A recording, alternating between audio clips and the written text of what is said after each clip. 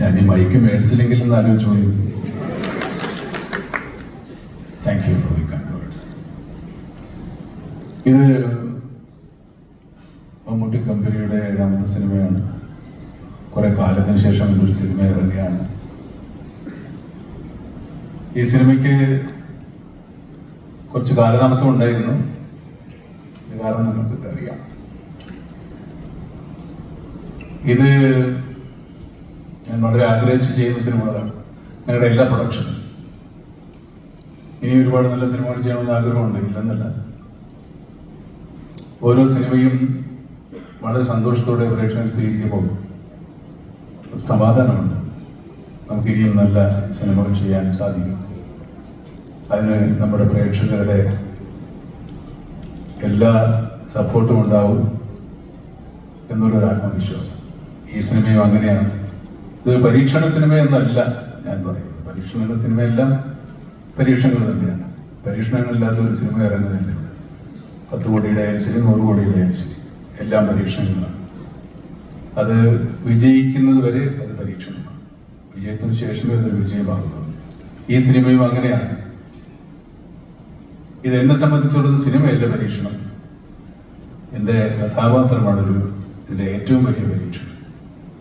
ഈ സിനിമയിൽ ഞാൻ ചെയ്യുന്ന കഥാപാത്രത്തെ ഒരുപക്ഷെ നിങ്ങൾക്ക് സ്നേഹിക്കാനോ ഇഷ്ടപ്പെടാനോ വലിയ ബുദ്ധിമുട്ടാണ്. പക്ഷേ ഈ കഥാപാത്രം നിങ്ങൾക്ക് സിനിമ കണ്ടു പോകുമ്പോൾ തിയേറ്ററിൽ ഉപേക്ഷിച്ചിട്ട് പോകാൻ പറ്റും.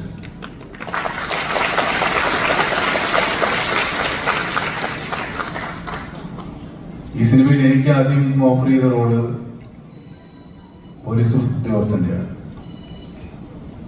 അതെന്നേക്കാൾ കുറച്ചുകൂടെ നന്നായി ചെയ്യാൻ വിനായകനാണ് നല്ലതെന്ന് എനിക്ക് തോന്നുന്നു. അദ്ദേഹത്തെ സമീപിച്ചപ്പോൾ പുതുക്കാരൻ എന്നെ വിശ്വാസമായിരുന്നു. ശരിക്കും ഞാൻ തന്നെയാണോ, നിങ്ങൾ വിനായകനാണോ ഉദ്ദേശിച്ചത്? അല്ലാതെ ഈ സിനിമയിലെ നായകൻ വിനായകനാണ്. നമ്മൾ അങ്ങനെ തന്നെയാണ് പോസ്റ്ററിൽ ഇട്ടിരിക്കുന്നത്. ഈ പോസ്റ്റർ കണ്ടില്ല. വിനായകനാണ് നമ്മുടെ സിനിമയിലെ നായകൻ. ഞാൻ നായകനാണ്, പക്ഷെ പ്രതിനായകനാണ്.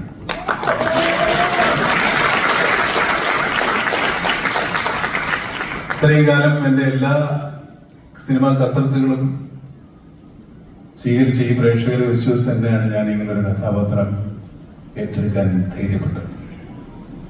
എൻ്റെ ആത്മവിശ്വാസത്തിന് നിങ്ങൾ കൂട്ടുനിൽക്കുമെന്ന് തന്നെയാണ് ഞാൻ വിശ്വസിക്കുന്നത്. കാരണം കഴിഞ്ഞ 45 വർഷമായി നിങ്ങളെ വിശ്വസിച്ച് മാത്രമാണ്, അല്ലെങ്കിൽ നിങ്ങളെ രസിപ്പിച്ചുകൊണ്ട് മാത്രമാണ് ഞാനിവിടെ നിലനിൽക്കുന്നത്. ഇനി അങ്ങോട്ട് അതിനുള്ള അവസരങ്ങൾ ഉണ്ടാകട്ടെ എന്ന് ആഗ്രഹിക്കുന്നു, പ്രാർത്ഥിക്കുന്നു.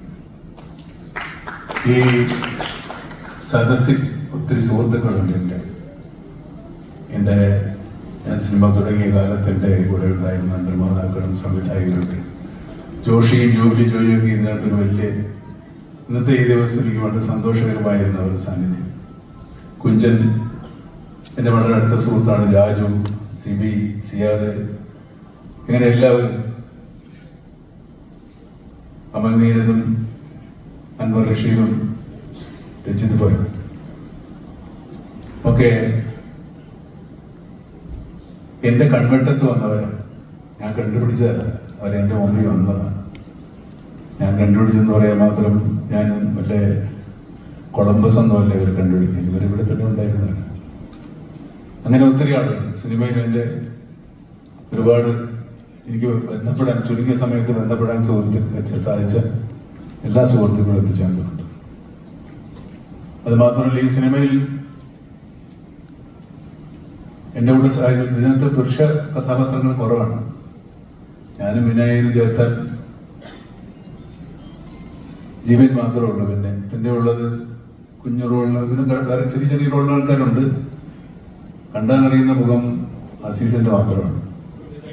കുഞ്ചനുണ്ട്. അങ്ങനെ വളരെ ചുരുങ്ങിയ പുരുഷ കഥാപാത്രങ്ങളും ബാക്കി മുഴുവൻ സ്ത്രീ കഥാപാത്രങ്ങൾ. ഇത്രയും സ്ത്രീകൾ ഒരുമിച്ച് അഭിനയിച്ചൊരു സിനിമ ഉണ്ടാവില്ല എന്നല്ല.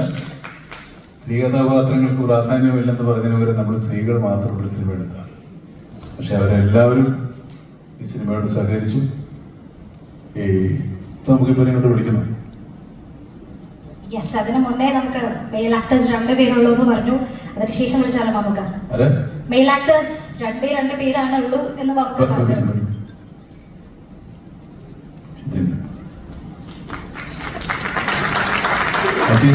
വരേണ്ടതാണ് ശരിക്കും. നിങ്ങളുടെ പോയിട്ട്